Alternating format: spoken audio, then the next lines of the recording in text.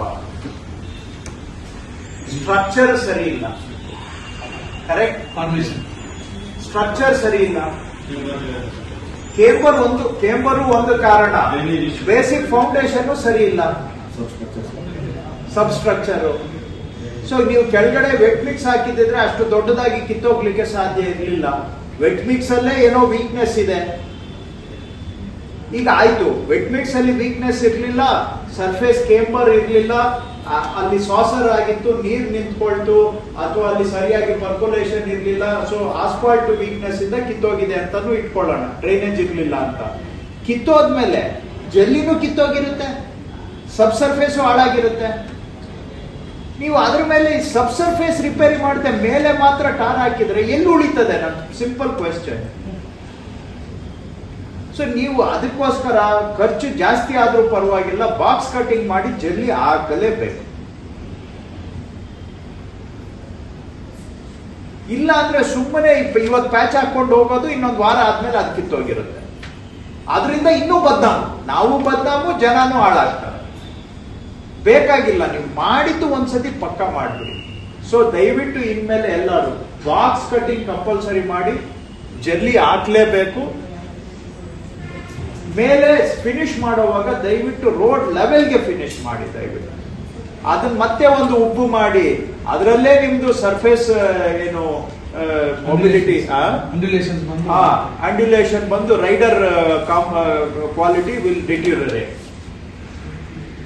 So ಏನು ಇನ್ಮೇಲೆ ದಯವಿಟ್ಟು ಬಾಕ್ಸ್ ಕಟಿಂಗ್ ಇಸ್ ಕಂಪಲ್ಸರಿ.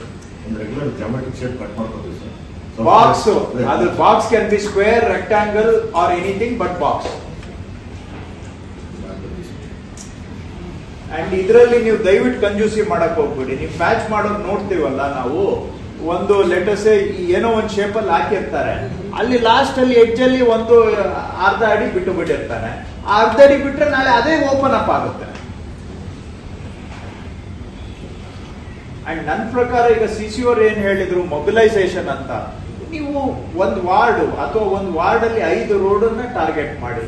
ಇವತ್ತು ಸರ್ವೆ ಮಾಡಕ್ ಹೇಳಿ ನಿಮ್ ಎಗೆ, ಎಷ್ಟು ಏರಿಯಾ ಎಷ್ಟು ಸ್ಕ್ವೇರ್ ಮೀಟರ್ ಅಂತ ಗೊತ್ತಾಗ್ಬಿಡುತ್ತೆ. ಹೌದಾ ಇಲ್ವಾ? ಎಷ್ಟು ಸ್ಕ್ವೇರ್ ಮೀಟರ್ ಅಂತ ಗೊತ್ತಾದ್ರೆ ನಾಳೆಗೆ ತಗೊಳ್ಳಿ ಅದನ್ನ. ಒನ್ ಡೇ ಅಲ್ಲಿ ಆ 5 ಈಗ 10 ಕಿಲೋಮೀಟರ್ ಟಾರ್ಗೆಟ್ ಮಾಡಿ. 10 ಕಿಲೋಮೀಟರ್ ಅಲ್ಲಿ ನಿಮ್ಗೆ ಲೆಟರ್ಸೇ ಒಂದು 20 ಪಾಟೋಲ್ ಇದೆ. 20 ಪಾಟೋಲ್ ಸೇರಿಸಿದ್ರೆ ಲೆಟರ್ಸೇ ಒಂದು 200 ಸ್ಕ್ವೇರ್ ಮೀಟರ್ಸ್ ಬರುತ್ತೆ.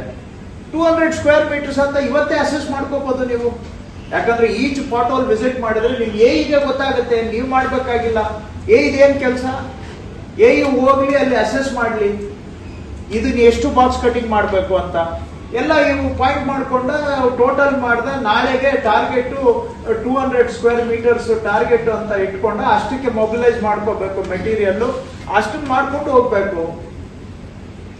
ಸಾಧ್ಯ ಆದಷ್ಟು ಕಾಂಪೋಸಿಟ್ ಮೆಷಿನ್ ಇದ್ರೆ, ಕಟಿಂಗು ಫಿಲ್ಲಿಂಗು ಎಲ್ಲ ಒಂದೇ ಮೆಷಿನ್ ಇದ್ರೆ ಒಳ್ಳೇದು ನನ್ನ ಪ್ರಕಾರ. ಇಲ್ಲ ಅಂದ್ರೆ ಆಯ್ತು, ಕಟ್ಟರೇ ಬೇರೆ, ಜಲ್ಲಿ ಹಾಕೋದೇ ಬೇರೆ, ಅಂಡ್ ಹಾಟ್ ಮಿಕ್ಸ್ ಅಥವಾ ಕೋಲ್ಡ್ ಮಿಕ್ಸೇ ಬೇರೆ, ಹಂಗಾದ್ರೂ ಮಾಡಿ. But ultimately it should be, ನನ್ನ ಪ್ರಕಾರ ಒಂದೇ ಮಿಷಿನ್ ಇದ್ರೆ ಒಳ್ಳೇದು. ಅದಕ್ಕೆ ಹೋಗ್ತೀವಿ ಸರ್, ಅಲ್ಲಿಂದಲೇ ಹೋಗ್ತೀವಿ. ಯಾವ ಕಂಪನಿ ಅಂತ ನಾನು ಹೇಳೋದಿಲ್ಲ, ಯಾರು ವೆಂಡರ್ ಅಂತ ನಾನು ಹೇಳೋದಿಲ್ಲ, but go for A comprehensive solution.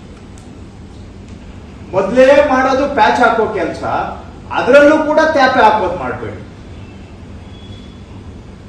ಹಾಕೋ ಪ್ಯಾಚ್ ಅನ್ನಾದ್ರೂ ಸರಿಯಾಗಿ ಹಾಕೋಣ, ಇಲ್ಲ ಅಂದ್ರೆ ಇನ್ನೂ ಮರ್ಯಾದೆ ಹೋಗುತ್ತೆ ನಮ್ಗೆ.